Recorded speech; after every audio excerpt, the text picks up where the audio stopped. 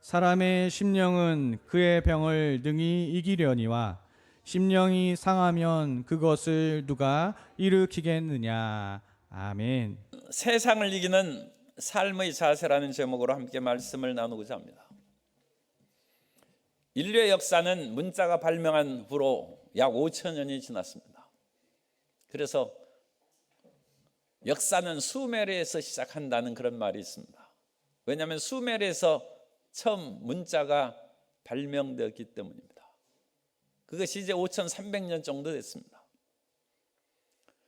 5,300년의 인류 문명사가 지나가면서 수많은 전쟁이 있었고 개인적으로 말할 것도 없거니와 수많은 국가의 흥망성쇠가 있었습니다.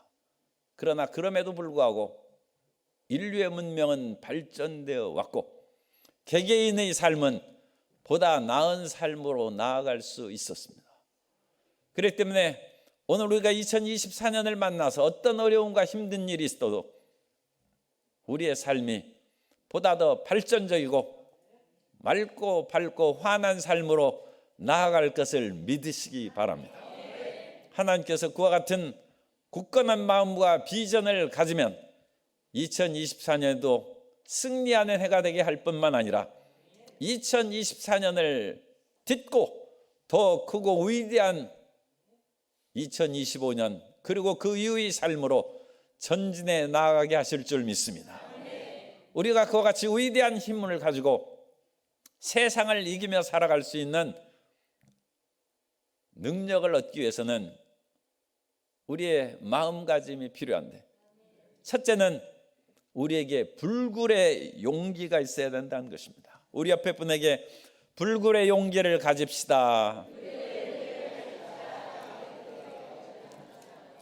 사람에게 있어서 용기가 중요하기 때문에 제가 특별히 오늘 그 본문 말씀을 택한 것입니다.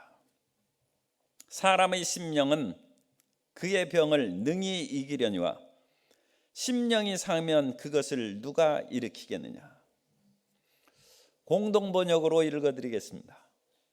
정신만 살아있으면 병도 이긴다. 정신이 꺾인 사람은 희망이 없다. 이렇게 번역할 수 있습니다. 그래서 우리 그런 번역하고는 좀 개정개혁하고는 다르죠. 그래서 우리 성경에 사람의 심령이라고 되어 있는데, 이 사람의 심령은 우리가 아는 것처럼 루아흐입니다. 히브리어로 루아흐고 사람은 이쉬입니다. 루아흐 이쉬. 그래서 이 이쉬라는 것은 남성 단수형으로 되어 있습니다. 그리고 이긴다는 그와 같은 동사도 남성 단수로 되어 있습니다. 그러므로 고대 세계에서는 남자가 힘의 상징입니다. 그래서 남자라는 것은 받전자 밑에 힘력자를 쓴 것이 동양에서 한자의 남자입니다. 고대 세계에 농사를 짓고 살아갔는데 밭을 갈 수 있는 힘이 없으면 그 집안은 가난하게 살 수밖에 없죠. 집안에 가장이 병들으면 집안 생활이 어려워지는 것입니다. 그러므로 여기서 사람의 심령이라고 히브리어 루아흐 이시라는 단어는 강한 마음을 뜻합니다. 그러니까 이것을 공동번역에서는 정신만 살아있으면 그렇게 번역하는 것이고, 우리가 보다 더 우리 피부에 왔도록 하면 강한 마음을 가지면 이긴다는 것입니다. 강한 마음을 가지면 병을 이기려니와. 그런데 여기에서 이제 우리 여성분들, 우리 자매님들에게 좀 미안하게 제가 해석을 하겠습니다. 이 고대의 그런 단어의 사용이기 때문에 이해해 주시기 바랍니다. 왜 그러냐면 상한 심령은 루아흐 네케아라는 단어를 쓰는데, 네케아는 연약하다는 여성 형용사입니다. 그리고 이 심령이 상하면 누가 일으키겠느냐는 일으키겠다는 단어도 여성 단수형으로 되어 있습니다. 그러니까 여기에서는 약한 것을 여성으로 그와 같이 표현했다. 그래서 제가 이해해달라고 말씀을 드립니다. 그래서 여자의 마음을 가지면 못 일어난다는 거예요. 그것은 성경의 그런 진짜 뜻은 아니고 성경의 진짜 뜻은 연약한 마음을 가지면 세상을 못 이긴다는 것입니다. 연약한 마음은 쓰러진다는 것입니다. 강한 마음을 가지면 병도 이기고 연약한 마음을 가지면 일어나지 못하고 쓰러진다는 것입니다. 그러므로 2024년에 우리가 살아갈 때 나의 심령이 어떤지를 점검하는 것이 중요해요. 나의 심령이 강한 마음으로 도전해서 나가는 사람에게는 승리가 있게 될 줄로 믿습니다. 그런데 지금 2023년에 여러 가지 그 같은 일들이 쓰나미처럼 몰려와가지고 힘겹고 마음이 상한 사람은 그러니까 우리가 부흥해야 하는 것입니다. 마음을 고쳐 먹고 강한 심령으로 연약한 심령을 떨쳐버릴 때 2024년 새해 희망이 다가오게 될 줄로 믿습니다. 사람에게 있어서 중요한 것은 어떤 일이 있어도 불굴의 용기를 갖는 것입니다. 영화 요즘에 박스오피스에 1위를 하는 것이 노량 죽음의 바다가 지금 1위를 달리고 있는데 서울이 봄이 관객 동원 수에는 1,000만이 넘었기 때문에 이 노량 죽음의 바다가 그것을 능가해서 뒤집어 버릴 수 있을까 그런 어려움은 있다고 합니다. 그러나 어쨌든 간에 현재로서는 그와 같이 노량이 1위로 나아가고 있습니다. 그런데 이 노량을 만든 감독이 전에는 명랑 또 한산 용의 출연 등을 해가지고 그 명량에 대한 그와 같은 그 사람들의 관객 수는 1760만 명이 공전이 대히트를 물론 감독이 영화 잘 만들어서 그렇죠. 그러나 감독이 영화를 잘 만든 것보다 더 중요한 것은 이 불안하고 연약한 시대에 불멸의 이순신을 그렸기 때문에 성공한 것이다. 저는 그렇게 생각합니다. 사람들은 쓰러지지 않는 사람을 그렇게 원하고 있는 거예요. 사람들은 이 어려운 세상에서 흔들리고 연약해서 의지가 되지 않는 사람을 붙잡지 않습니다. 저쪽 먼 나라에 있는 얘기입니다만 그쪽 나라에서도 우리가 보면 상당히 무리하고 일반 합리적인 것을 그야말로 부숴버리고 뛰어넘는다고 얘기하기보다는 그냥 다 무시해버리는 그런 사람을 지지율이 1위예요. 오히려 그런 사람이 현직 대통령보다 더 지지율이 능가한다는 것이죠. 왜냐하면 자기가 약하기 때문에 강한 지도자를 원한다. 우리는 임진왜란의 그와 같은 혹독한 상황에서 자기 자신은 2번 파직을 당하고 백의 종군을 하면서까지 쓰러지지 않는 그 같은 불멸의 이순신 장군을 이 시대의 사람들이 그리워하고 존경한다는 것입니다. 그리고 드라마도 대히트를 하고 영화도 그와 같이 하는 것은 바로 오늘 우리가 원하는 것이 무엇인가를 이 시대가 보여주고 있다는 거예요. 성도 여러분, 2024년에 교회에 쓰임받고 집안에도 쓰임받고 자랑스러운 사람이 되기를 원하면 불멸의 용기를 가지시기 바랍니다. 그러면 성도 여러분 옆에 사람들이 모일 것입니다. 저 사람에게서 내가 힘을 얻고 용기를 얻어서 다시 살아가야 될 그런 마음을 얻기 위해서 사람들이 모여들 것입니다. 그러나 내가 나이도 들고 직장도 그만두고 온갖 것이 어렵다 해가지고 마음이 연약해지고 쓰러지고 넘어져 있으면 다른 사람도 더 힘이 빠지고 더 힘이 없어서 긍휼의 여김을 받지 못합니다.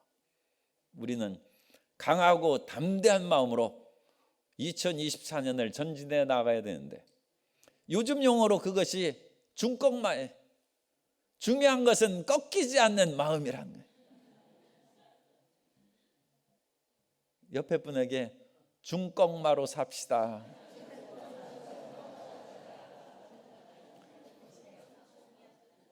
요즘에 단축어의 신조어를 모르면 이 자녀들하고 대화가 안 돼요. 자녀들하고 대화가 안 되는 것이 아니라 손자들하고 대화가 안 돼.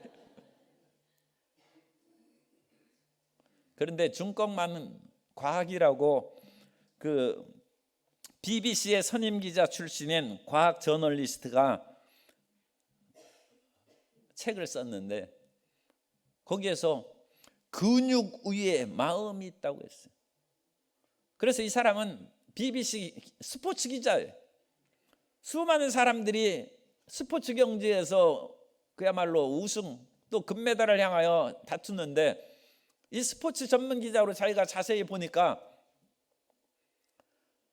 세계 최고의 그런 수준에 오른 각국의 선수들이 기량이 비슷하다는 거예요. 그 사람들이 근육에 엄청난 차이가 있는 것이 아니라는 거예요. 그런데 어떤 사람이 금메달을 따고 어떤 사람이 은메달을 따느냐? 마음에 있다는 거예요. 마음에. 중요한 것은 꺾이지 않는 마음이라는 거예요. 그러면서 여러 가지 과학적인 그런 사례를 이 과학 전문 기자, 스포츠 과학 전문 기자니까 조사한 바로는 사람의 뇌는 자기의 신체의 역량을 100% 발휘를 안 한다는 것입니다. 왜냐하면 내일을 예측할 수 없는 것을 인간이 오랫동안 그 지식으로 축적되어서 뇌에 그것을 저장하고 있기 때문에 어려운 일을 대비해서 자기 힘의 80%, 90%밖에 안 쓴다는 거예요. 그거 다 썼다가는 나중에 어떤 일이 생기면 자기가 쓰러져서 그야말로 자기가 죽는 것이죠. 그러니까 뇌가 슬기롭게 한 90%쯤 쓰면 더 이상 못하겠다고 뇌에서 신호를 보는 거예요. 그러면 이 신경과 근육이 못하겠다고 주저앉는 거예요. 그런데 그 뇌를 독특한 방법으로 자극하여 훈련하면 자기에 있는 에너지를 다 쓴다는 거예요. 왜냐하면 이것을 다 써도 너는 회복될 수 있고 다시 일어설 수 있다는 그와 같은 신념을 뇌에 불어넣어주면 다른 사람은 운동하고 뭐하고 시합할 때 80%, 90%밖에 안 써요. 그런데 그 사람은 95%, 100%를 쓰고 심지어는 자기의 마지막 비상 에너지까지 동원하면 120%를 쓸 수 있다. 그럼 당연히 금메달 따는. 평상시 기량으로는 차이가 없다. 약간의 우열이 있는데 그것이 승패를 결정짓는 것이 아니라 그 승부의 세계에서 딱 붙었을 때 정신 상태가 강한 사람은 자기의 기량이 오히려 약간 부족함에도 불구하고 자기는 100%의 기량을 발휘하고 자기보다 실력이 조금 나은 사람은 90%밖에 자기 실력, 왜냐하면 마음이 이미 주눅이 들었어. 그러면 마음이 강한 사람이 이긴다. 스포츠 전문 기자가 분석한 그런 내용입니다. 그런 책입니다. 올해 2024년에도 흔히 하는 얘기로 50보 100보에 인생이 살아가는 것이 도토리 키재기 50보 100보입니다. 우리가 IQ 100이면 200짜리는 별로 없어요. 우리가 IQ 100인데 200짜리하고 그거에서 겨뤄가지고 이길 수 있겠어요. 그런데 우리가 대부분 비슷해요. 중요한 것은 우리의 마음이 그야말로 별처럼 빛나는 그런 지혜가 솟으면 우리가 이긴다는 거예요. 사람이 긴장하고 마음이 불안하면 아는 것도 잊어버려요. 그래가지고 저는 수험생들에게, 여기 혹시 수험생은 안 계신 것 같은데, 그래 또 지금 연세가 들어도 또 어디에 뭐 자격시험 도전할 수 있죠. 그런데 그분에게 제가 있으면 드리고 싶은 말씀은 항상 시험지를 딱 대하면 한 번씩 웃으세요. 이까짓 거 하면서 마음에 웃어요. 그러면 머리에서 엄청난 그와 같은 이거 별거 아니구나 해서 도파민이 분비되는. 그래서 10년 전에 외운 것도 기억이 난다니까요. 그런데 시험지 보고 아는 것은 없고 그야말로 이거 큰일 났구나 싶으면 눈앞이 캄캄해서 방금 전에 보고 온 것도 생각이 안 나요. 우리가 살아갈 때 중요한 것은 불멸의 용기입니다. 꺾이지 않는 마음입니다. 오늘 우리가 지구에서 살고 있는데 이 지구는 태양계의 하나의 행성입니다. 성도 여러분이 잘 아시는 분도 있겠습니다만 이 태양계는 은하계 갤럭시의 그런 그 중앙에서 한 10만 광년 떨어진 변두리 별입니다. 우리는 은하계의 변두리에 살고 있어요. 그런데 서울은 송파는 서울이 중심이죠. 옛날에는 강북이 중심이었는데 지금 다 옮겨와 가지고 중심에 살고 있는 거 축하드립니다. 전 저 변두리 광주에서 살고 있습니다. 그런데 이 지구는 변두리에 있어요. 그리고 이 변두리에 있는 태양계와 같은 그런 별들이 이 은하계 밀키웨이라고 합니다. 은하계 그 밀키 우유빛처럼 쫙 그 하늘의 별이 그렇게 뭉쳐 있는 것이 보이기 때문에 우리는 은하수라고 하고 밀키웨이라고 그러는데 이 태양계가 1000억 개가 있다는 거예요. 1000억 개. 이 은하계에 1000억 개의 태양계가 있어요. 그런데 더 놀라운 것은 이와 같은 은하계가 이 우주 안에 몇 개가 있느냐? 최소한 1000억 내지 2000억 개를 허블 망원경으로 찾을 수 있다고 합니다. 그것은 과학입니다. 1000억 내지 2000억 개가 찾을 수 있다는 거예요. 우주가. 그러니까 이 우리가 하고 있는 이 은하계는 로컬 갤럭시인데 이와 같은 갤럭시가 1000억 개 내지 2000억 개가 있는데 그 2000억 개의 그와 같은 보이는 별의 그 배후에는 90%의 보이지 않는 은하계가 있다. 그래서 최소한 이 우주에는 2조 개의 은하가 있다고 합니다. 2조. 우리가 살고 있는 이 은하계가 2조 개가 있다는 거예요. 2조 개. 그런데 오늘날 지구에 있는 그런 그 인구가 몇 명이죠? 한 78억. 어쨌든 80억이라고 해요. 우리가 80억 명 중에 한 명이에요. 그리고 하나님 앞에 기도합니다. 하나님, 우리 이런 문제를 하나님 앞에 기도하면 주님께서 들어주옵소서. 그렇게 기도하다가 생각하니까 아니 옆에 있는 집사님도 기도하고 더군다나 그 위대한 권사님도 기도하고 그러는데 하나님이 나 같은 사람을 아실까? 그런데 하나님이 만드신 이 태양계가 은하계에만 1000억 개가 있다는 거예요. 그리고 이 1000억 개의 은하계가 2조 개가 있다는 거예요. 하나님은 위대하십니다. 그 위대하신 하나님은 우리 성도님들의 일거수일투족을 아시고 머리털까지 헤아리신 바 되신 줄 믿습니다. 하나님을 믿으시기 바랍니다. 하나님의 위대하심과 전지전능하심을 믿고 하나님이 어찌 나를 아실까? 사람들은 몰라요. 사람들은 지혜의 한계가 있어서 수많은 사람들을 알아보지 못합니다. 그러나 이 광대한 우주를 지으신 그 무한하신 하나님께서는 우리 모든 인생들을 아시고 계시므로 그 하나님을 의지하여서 하나님이 나를 살피시고 도우심으로 나는 결코 버림받지 않는다. 하나님은 결코 나를 무시하지 않는다. 하나님은 예수 그리스도 안에서 나를 항상 사랑하신다. 그러므로 나는 오늘도 주님과 더불어 살아가고 주님께서는 나를 반드시 2024년에 세워주실 것을 믿으시기 바랍니다. 하나님에 대한 절대 믿음 안에서 불멸의 용기를 갖는 성도 여러분 되시기를 예수님의 이름으로 축원합니다. 그것이 우리의 용기의 근원이에요. 하나님이 무한하시고 하나님은 그 아들을 주시기까지 우리를 지극히 사랑하셨으므로 나의 모든 삶을 하나님이 책임지시고 돌보신다는 것입니다. 그러므로 두려워하지 말고 무서워하지 말고 하나님은 성도 여러분의 반석이 되십니다. 하나님은 성도 여러분의 요새가 되시고 하나님은 성도 여러분의 소망이 되신 것입니다. 우리 옆에 계신 분에게 예수님이 우리의 소망입니다.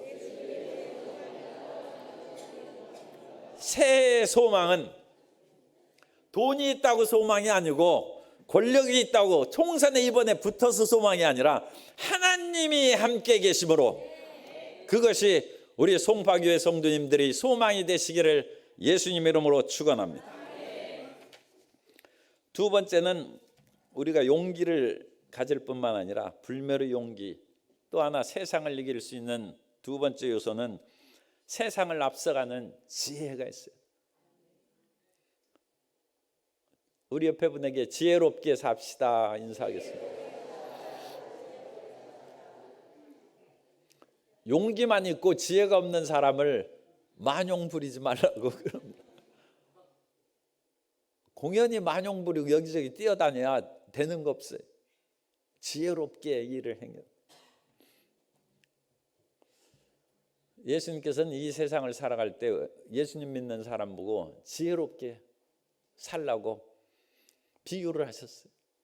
그래서 어떤 부자에게 청지기가 있는데 이 청지기가 그냥 주는 그 월급 받고 그냥 허랑방탕하게 다 먹고 사는데, 이 사람이 너무 주인의 것을 마음대로 쓰니까 그 주인의 귀에 이 청지기가 불량하다는 것이 들어갔어요. 그래가지고 주인이 불러서 내가 이와 같이 올바르게 청지기로 성실하고 정직하게 살아가지 않으니까 너 그만둬야 되겠다. 그러자 이 청지기가 청천벽력을 만나. 이제 어떡할까? 이미 나이가 들어서 땅을 파고 일하자니 힘이 없어요. 요즘에 인력시장에 새벽에도 수많은 사람이 늘어섰는데 참 안타까운 얘기로 나이가 이미 들은 사람은 뽑아주질 않아, 불러주지 않아요. 젊고 힘 있는, 그리고 젊고 힘 있는 외국인 노동자를 데려다 쓴다. 그래가지고 이 나라의 그런 여러 가지 품팔이라도 일용 노동자라도 일을 해서 생계에 도움을 얻고자 하는데 이 땅을 팔 힘이 없으니까 안 불러줘요. 그래도 내가 명색이 큰 집에서 청지기를 했는데 내가 체면이 있지 빌어먹고 살 수는 없다는 거예요.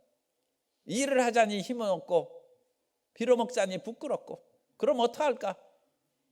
지혜가 있어야 됩니다. 내가 이제 그만 이 모든 것을 정리해가지고 서류를 인수인계해야 되는데 인수인계할 때 내가 고친다는 거예요. 그래가지고 쌀 100가마니 빌린 사람 불러가지고 너 이거 내가 80가마니로 써줄 테니까, 아니 이런 고마울 때가 나중에 알아서 해. 그러면 그냥 보내. 기름 빌린 사람도 절반 그냥 깎아줘가지고 이렇게 해서 내가 이 청지기에서 쫓겨났을 때 사람들이 나를 손가락질하지 않냐고, 그 집에 들어가면 그래도 밥이라도 먹어주고 하루 재워줄 수 있도록 그런 식으로 다 탕감해줬다. 그래서 그 주인이 보고 이 사람이 주인이 그런 돈을 그와 같이 마음대로 쓴 것은 잘못이죠. 그러나 자기 살 길을 예비한 그 지혜를 칭찬했다. 오늘 우리가 살아가는 데는 지혜가 있어야 됩니다. 지혜로운 토끼는 굴을 3개 만든다고 했어요. 실질적으로 제가 토끼를 잡아본 적이 없어서 그렇습니다만 토끼가 어느 굴로 들어가잖아요. 그래가지고 이거 틀림없이 잡았다 해가지고 그 굴에다가 연기를 피우면 토끼가 매워 하면서 이렇게 나와야 되는데 안 나온다는 거예요. 왜? 토끼가 굴을 3개 팠기 때문에 딴 굴로에서 빠져나갔다는 거예요. 그래서 교토 3굴이라는 그런 고사가 있어요. 굴은 지혜로운, 거기서 교활한이라는 것인데 토끼니까 뭐 이제 인간의 입장에서 교활하다고 썼지만 지혜로운 거죠. 지혜로운 토끼는 굴을 3개 파가지고 사람이나 자기를 대적하는 천적이 다가와도 피할 길을 그렇게 만들어 놓는다는 거죠. 옛날 중국 시대에는 저야말로 제후가 우리나라 왕과 같은 어마어마한 땅을 갖고 수많은 그런 신하들을 거스요. 그 제후 가운데 유명한 제후가 맹상군이에요. 그 맹상군은 3,000명의 식객을 뒀다는 거예요. 3,000명의 사람들을 그냥 다 먹여 살릴 수 있는 그런 사람이니까 정말 왕 이상으로 뭐 대단한 그런 힘을 가진 사람이죠. 그런데 거기에 어느 날 풍원이라는 사람이 찾아왔어요.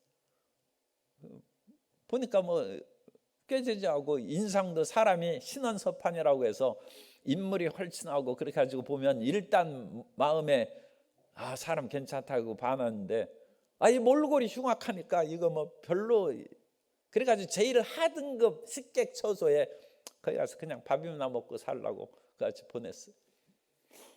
그랬더니 어느 날 풍원이 칼을 두드리면서 나 이 집에 못 살겠다, 나 나가야 되겠다.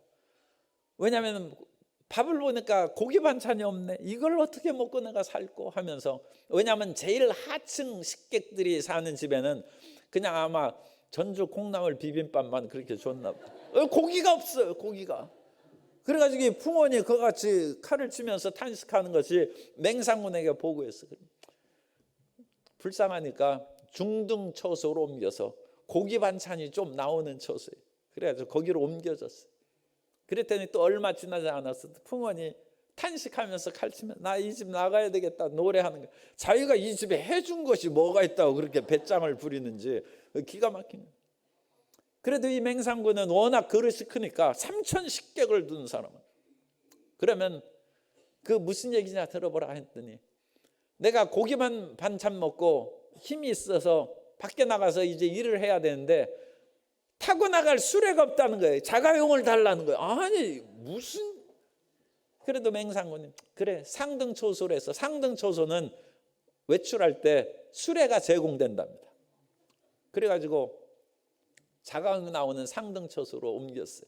그리고 나서 맹상군이 부릅니다. 내가 무슨 재주가 있길래 나에게 이와 같은 것을 계속 요구하느냐. 그러자 풍원이 제가 주군을 위해서 3가지 살 길을 마련해 놓겠습니다. 그래? 그럼 어디 한번 해보라 해가지고 자기가 이제 시급으로 가지고 있는 그런 땅에 세금을 거두러 갔어요. 그 세금을 거두러 보냈는데 그 풍원이 얘기합니다. 제가 이 세금 거두오면 주군께 무엇을 사다 드리면 좋겠습니까? 하자. 네가 알아서 하라고 했어요. 이 엄청난 세금이 들어오는데 워낙 부자니까 막 네가 알아서. 그런데 한참 있다가 이 풍원이 빈손으로 왔어요. 그래가지고 맹상군이 아니 너 왜 빈손으로 왔느냐. 그러니까 주군이 없는 거 제가 사왔습니다. 뭐를 사왔느냐 하니까 덕을 사왔습니다. 이게 무슨 얘기냐. 제가 가보니까 거기에 주군이 다스리는 그와 같은 영지죠. 영지에 가난하고 빚진 사람이 무수하게 있는데 그런 사람한테 세금 돈 받아야 그 주군에게 별로 도움도 안 되고 그 얼마 안 됩니다. 그런 푼돈 그냥 제가 다 불러다가 그런 그 돈 빌린 거 뭐 한 거 그거 제가 다 태워버리고 이것은 주군이 너를 사랑하는 마음이다 해가지고 제가 덕을 심어 놓고 왔습니다. 맹상군이 보니까 이게 기가 막히는 놈이거든. 이게 아주 또 심한 말을 하고 그러는데 어쨌든 그래도 이 자기는 왕과 같은 사람인데 네 맘대로 하라고 해놓고 맘대로 해왔는데 그걸 책망할 수 없으니까 그냥 속으로는 기분이 상하지만 놔뒀어. 그런데 조금 있다가 맹상군이 세력이 워낙 강해지니까 나라의 왕이 맹상군을 재상에서 몰아내려고 합니다. 그때 맹상군이 이거 어떡할꼬 하니까 잠시 그것을 해가지고 그 길을 피해서 자기의 고향 시급으로 내려가니까 사람들이 연도에 모여가지고 맹상군 만세하고 소리를 치는데 이게 다 거기에서 빚진 문서 탕감해주고 한 사람들이 다 와가지고 우리 훌륭한 주군이 오셨다고 다 노래 부르고 그러니까 그게 덕을 사. 그리고 이제 몇 가지 또 다른 방법으로 살 길을 맹상군에게 열어줬다. 그거 얘기하면 시간이 너무 많이 가니까 이게 지혜예요, 지혜. 이 풍원은 자기 스스로 콩나물밥 사 먹을 돈도 없고 고기 반찬도 없고 수레도 없고 자가용도 없어요. 그런데 지혜가 있으니까 맹상군에게 쓰임받는 거예요. 2024년에 지혜가 있으면 쓰임받고 이 땅에서 귀 여김받고 존경받는 삶을 살게 될 줄로 믿습니다. 그러면 그와 같은 것을 보는 눈이 있어야죠. 통찰력이라고. 통찰. 그런 눈을 어떻게 얻느냐. 엘리사가 통찰력이 있는 것으로 유명한 선지자입니다. 그래서 엘리사가 엘리야를 끊임없이 따라가면서 하나님을 경외하는 법을 배우고, 마지막에 엘리야가 하늘로 승천할 때 엘리야가 하늘에서 떨어진 겉옷을 주워들고 엘리야의 하나님은 어디 계십니까 하고 그 겉옷으로 요단 강물을 치며 요단 강물이 갈라졌어요. 그때부터 능력이 나타난. 그런데 엘리야에게는 그 능력 가운데 참 미래를 내다보는 신통력이, 통찰력이 생긴 것이죠. 그래서 이스라엘의 북쪽에 아람이 있습니다. 그 아람이, 이 아람의 주된 도시가 이제 다메섹인데 성경에는 다메섹이라고도 많이 나오죠. 그 아람의 그런 군대들이 끊임없이 이스라엘을 공격하는데, 이 아람 군대들이 이스라엘을 공격할 때마다 나가보면 이스라엘 군대가 방어하고 있다는 거예요. 그래서 아람 왕이 탄식하면서 자기 참모들에게 얘기합니다. 우리 가운데 첩자가 있다. 우리 가운데 스파이스가 있어가지고 내가 군대를 어느 길로 이끌어 나가서 이스라엘을 치료하는 그 정보가 다 새나간다.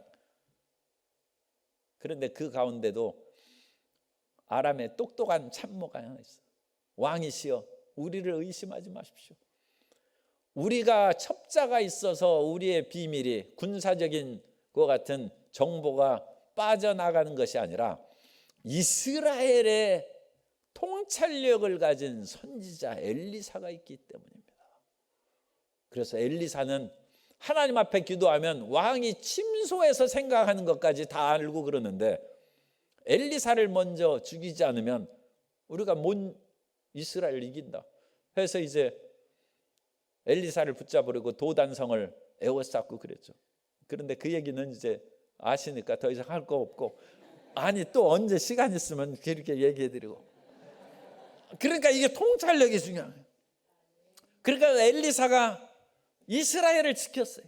마지막에 요아스 왕이 죽을 때에도 그 왕을 불러가지고 동쪽 창문을 열고 그건 아람을 공격하는 거예요. 그걸 화살로 치라는 거예요. 겨우 3번만 쳤어요. 왕이시여 어찌 그리 소심합니까? 5번 6번은 쳤으면 아람이 진멸해서 이스라엘을 더 이상 괴롭히지 못했을 것인데 겨우 3번만 이기고 그 다음에는 또 시달릴 것이다. 그럼 이 통찰력을 엘리사처럼 우리가 얻어서 이 세상을 이기며 살아야 되는데, 너무 노골적으로 표현하면 아니 당장 집 사고 땅 사야 되는데 알아서 사야죠. 그 제대로 사야 우리가 승리할 거 아닙니까? 그 지혜를 어떻게 얻느냐? 그 지혜를 얻기 위해서 오늘 이 자리에 와서 기도하는 줄 믿습니다. 그 지혜가 어디에 나오느냐? 솔로몬의 지혜에 나와요. 솔로몬이 1,000번제를 드렸다는 거예요. 솔로몬이 1,000번제를 드림으로 1,000마리 번제를 하루 한시에 드릴 수 있는 그런 시설은 없습니다. 그러니까 10마리씩 1,000 그 제물을, 희생 제물을 드렸다면 100번 예배를 드린 거예요. 100번 제물을 드린 거예요. 새해 3번 해가지고 이게 쉽게 되는지. 어쨌든 솔로몬은 좀 부족한 사람이기 때문에 100번은 했어요. 그런데 기도의 분량이 있습니다. 그래서 이 분량을 채워야 돼요.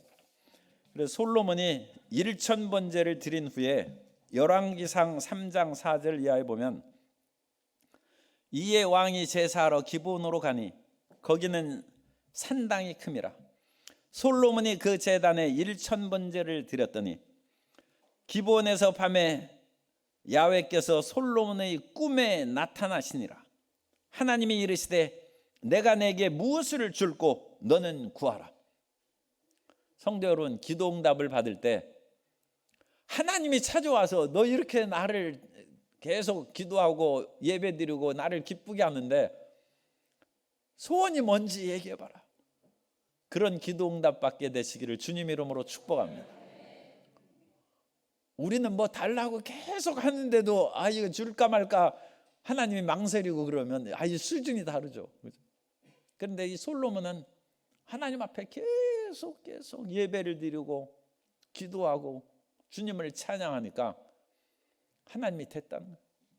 기도의 분량이 찼다는 거예요. 그래서 꿈에 나타나서서 내가 원하는 것이 무엇인지 구하라. 그러자 솔로몬이 내가 이 많은 백성을 이끌어 나갈 수 있는 지혜가 부족하니 내게 듣는 마음을 주사 이 백성을 잘 이끌어가게 다스리게 해달라고 했어요. 듣는 마음이 레브 쇼메아라는 히브리어를 쓰는데 이 레브라는 것은 우리의 하트예요. 우리의 마음이고 쇼메아라는 것은 듣다라는 뜻이고 또는 우리가 잘 들어야 이해가 되죠. 이해하다는 마음. 그래서 우리가 이해하는 마음 또는 분별력 그런 마음으로 해석할 수 있어요. 우리가 다른 사람의 말을 들어도 말을 못해요. 그러면 너 어찌 이리 둔하냐 그렇게 얘기하잖아요. 그런데 한마디 얘기하면 10가지를 알아들어요. 지혜로운 것이죠. 그것이 듣는 마음입니다. 그래서 솔로몬이 듣는 마음을 구했어요. 지혜를 구했어요. 그 지혜를 구하니까 눈이 열리는 거예요. 그래서 이 지혜를 구한 그 다음에 나오는 이야기가 이게 성경 퀴즈예요. 열왕기상에서 솔로몬이 이 하나님의 꿈을 꾸고 지혜를 구한 후에 나오는 다음 이야기가 무슨 얘기입니까? 창기의 아들을 구별한 얘기죠. 그죠? 그래가지고 두 명의 그런 창기가 각각 아들을 낳았는데 한 사람이 죽었어요. 누가 진짜 아들인지 사람들 구별할 수 없어요. 이 갓난하게 해가지고 그 얼굴 뭐 그것으로 구별할 수 없다. 그런데 솔로몬이 산자를 공평하게 칼로 쪼개가지고 나눠주라는 거예요. 그러자 진짜 어머니는 초죽음이 되어서 나 안 갖겠습니다. 그냥 살린 채로 저 사람에게 달라는 거예요. 솔로몬이 보니까 그게 진짜 엄마. 그리고 냉정하게 아니 공평하게 해야죠. 반쪽에 주소서 한 사람은 그 가짜 엄마지 자기 자식을 자기가 못 키운다고 쪼개라는 사람이 어디 있어요? 그 사람 벌 줘야 되는데 성경에 벌 줬다는 얘기는 없어요. 그것까지 뭐 기록할 필요는 없죠. 그럼으로써 사람들이 두려워하고 지혜로 하나님의 지혜가 솔로몬에 임한 것을 알았다는 거예요. 2024년에 기도의 분량이 차서 눈이 열리고 통찰력이 생겨서 그 지혜를 가정에서 우리 엄마가 우리 권사님이 이렇게 열심히 송파교회를 다니더니 이제 우리 온 집안을 살리는 지혜로운 어머니라고 증거하고 칭찬받는 간증이 있게 되시기를. 그리고 우리 장로님들 제가 매서 명합니다. 장로님들에게 그와 같은 지혜가 그리고 우리 집사님 우리 모든 성도님들에게 이런 아름다운 지혜의 간증이 있게 되시기를 주님 이름으로 축복합니다. 그래서 불멸의 용기 그 다음에 지혜 끝으로 세 번째로 세상을 따뜻하게 하는 구제와 자선의 그런 역사가 있어야 됩니다. 사람들은 이 구제하고 자선하는 것을 연말연시에 남을 돕고 사회를 따뜻하게 하는 그런 정도로 생각하는데 이 구제와 자선은 엄청난 그와 같은 역사와 중요한 일입니다. 이스라엘 백성들이 하나님을 섬기다가 하나님 앞에 범죄해서 나라가 망하고 솔로몬 성전이 무너졌어요. 그래서 이제 하나님 앞에 희생제물을 드릴 수 있는 성전이 없어요. 성전이 왜 있습니까? 하나님을 예배하는 것뿐만 아니라 우리의 죄가 속죄제를 드리고 속건제를 드리고 하나님을 기쁘시게 하는 화목제와 번제를 드리는 자리가 성전이에요. 그런데 그 성전이 없어지면 우리의 죄가 씻을 데가 없어요. 엄청난 문제죠. 그래서 랍비들이 하나님 앞에 기도하면서 생각했어요. 하나님, 우리가 예루살렘 성전 외에서는 하나님 말씀은 공부할 수 있습니다. 그 회당에 우리가 회당에서 토라를 읽고 하나님을 섬길 수 있습니다. 기도할 수 있습니다. 그러나 우리의 죄를 어떻게 속량을 받습니까? 거기에서 대신 나온 것이 자선과 구제입니다. 왜냐하면 우리는 가끔 그런 기도를 여전히 합니다. 주님, 우리의 피 같은 제물을 하나님 앞에 봉헌에 올립니다. 우리가 피땀을 흘리면서 일해서 만든 제물을 하나님 앞에 올리지 않습니까? 그것은 짐승의 피를 흘리는 거나 마찬가지예요. 오히려 짐승의 피보다 우리가 피땀 흘려 번 돈이 더 우리의 피죠. 자녀들이 공부할 때 좀 얼굴이 헬스케지고 그렇게 몸이 마르면 우리가 안타깝기 그지없는데, 사람이 자기의 피와 살을 정신으로 바꾸는 것입니다. 그러므로 공부할 때는 보약을 자주 해서 피와 살을 자꾸 정신으로 바꾸는데 영양을 계속 공급해 줘야 돼요. 그래서 공부 못하는 자녀는 영양 부족이기 때문에. 그런데 영양이 너무 과다하면 또 이제 게을러서 잠만 자고.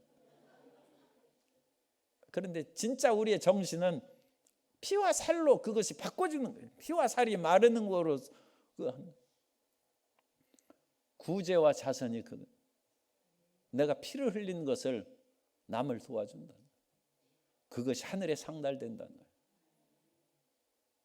우리에게 2024년의 새해를 정말로 승리하고 도움이 있는 그런 삶으로 만들기 위해서는 내 몸과 같이 이웃을 사랑하는 성도 여러분 되시기를 주님 이름으로 축복합니다. 조선시대의 철종 때 얘기라고 그러는데, 상주에서 서선달이라는 그와 같은 사람이 살고 있어요. 그런데 원래 봉이 김선달처럼 이 선달은 그냥 사람이 마음만 좋고 착하지 온갖 별로 일도 안 하고 그래가지고 먹고 살 것이 없어요. 할 수 없이 이 서선달이 부산에서 그 쌀가게 하는 점원으로 일하는 아들을 찾아가서, 부모가 먹을 것이 없으니까 네가 좀 어떻게 돈을 마련하라 하니까 이 아들이 효자예요. 그래가지고 6개월치 월급 받을 것을 갑을 받아가지고 주인에게 통사정을 해가지고 백냥을 마련해가지고 아버지에게 드렸어요. 그래서 그것을 가지고 부산에서 이제 다시 상주까지 이렇게 길을 가는데, 이 사람들이 돈을 많이 가지고 가면 여러분 철저히 거기에다가 호주머니에 넣고 그것을 띠로 묶고 그렇게 다녀야 돼요. 사람이 이거 하면 그냥 길에다 흘러버리는 거예요. 그래가지고 그 서선달이 집에 가까이 한참 가다가 돈을 그냥 길에다 떨어뜨리고 모르고 그냥 가는 거예요. 뒤에 오는 사람이 뭐가 떨어져서, 주머니가 떨어져서 보니까 돈이 100냥이나 들어있어. 그래가지고 거기에 있는 그런 그 주인 어른이 이게 무슨 돈인가 했을 때, 하인은 우리 갈 길도 바쁘고 이게 누가 돈인지 모르는데 우리 그냥 주인님 복입니다, 그냥 가지고 갑시다 하니까, 아니다, 이와 같은 큰 돈을 잃어버렸으니까 반드시 찾으러 올 것이다 하면서 주운 사람이 바쁜 길에 떠나지 않고 거기서 그냥 서서 기다리고, 한참 서선달이 가다가 뭔가 몸이 가볍고 뭔가 허전한 것 같아서 보니까 돈이 100냥이 떨어져, 큰일 났구나 싶어가지고 다시 오던 길을 가니까 웬 사람이 거기에서 기다리고, 당신이 내 목숨을 구해줬습니다, 100배 사리하고 11조라도 드려야죠. 그래가지고 10냥이라도 드려. 아니라고, 내가 그런 거 바라고 하는 것이 아니다 하면서 앞으로 돈 이렇게 하면 허리띠에다 잘 묶고 가시오. 그래가지고 헤어졌어요. 그런데 그 서선달이 이제 더 집에 가까이 갈 때 강을 건너야 되는데, 이 강에 어떤 소년이 빠져가지고 물에 막 허우적거리고 있는. 그런데 거기 사람들이 이를 어째 하면서 강물에 뛰어들어가지고 건질 사람이 하나도 없어요. 서선달은 마음은 착한데 자기도 수영을 못하니까 발만 동동 구르고 있다가 할 수 없이 소리치는 거예요. 저 소년을 구하면 100냥을 주겠다.